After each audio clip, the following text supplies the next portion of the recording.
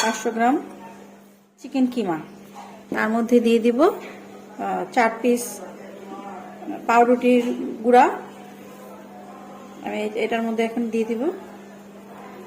সাথে দিব chilli flakes 1 চা চামচ,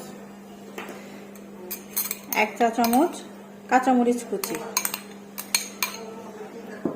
আদা রসুন বাটা দিব 1 চা চামচ,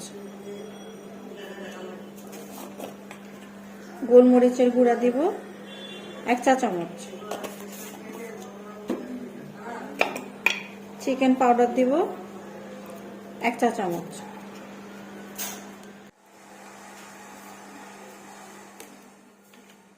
দুই চা চামচ দিব সয়া সস, স্বাদ মতো লবণ। এবার সবগুলো উপকরণ একসাথে মিক্সড করব।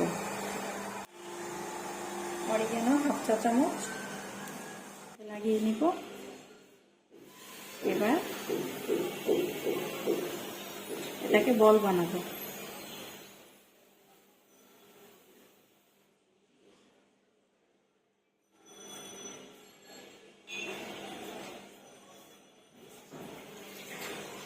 বেশ সুন্দর সুন্দর বল হবে। এবার বলগুলোকে ডিমের মধ্যে চুবিয়ে নিব।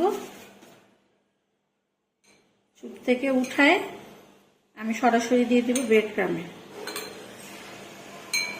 আগে যে এর সাথে পাউরুটি মিলানো ছিল, গুঁড়া পাউরুটি বলছিলাম, সেটা কাঁচা পাউরুটি ছিল।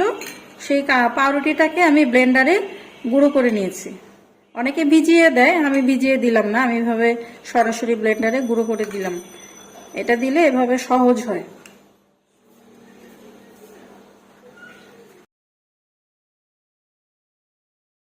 হয়ে গেলে আমরা ওকে নামিয়ে নিব। নামিয়ে গরম গরম পরিবেশন করতে হবে।